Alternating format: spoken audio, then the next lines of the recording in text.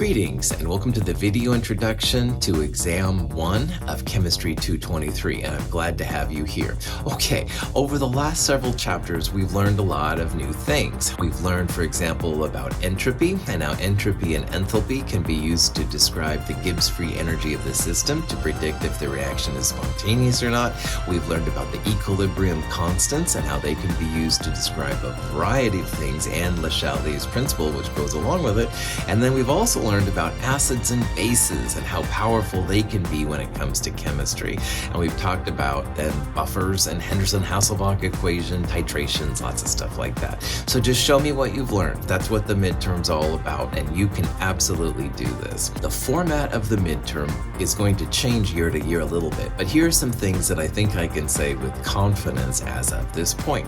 Your midterm will consist of a variety of multiple choice questions and short answer questions. So get ready for both types on the midterm. The midterm will be closed book. You won't be able to have any notes with you. However, you will be able to bring in your calculator and you will have access to a periodic table, definitely greatest cheat sheet ever made.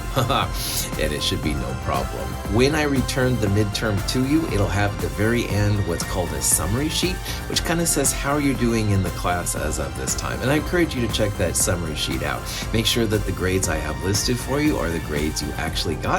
It will also say if you're missing any labs, make sure you get your labs in for the lab completion bonus, stuff like that. Also on the website and in the Chemistry 223 companion, there is a sample midterm exam, and I encourage you to check this out. Now, this was given a few years ago, so it's a little bit different format than what you will see.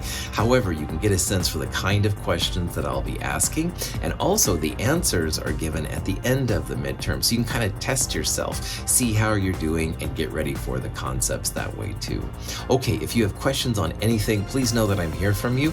I really want you to do well on this midterm. Good luck with your studying. Have a wonderful day.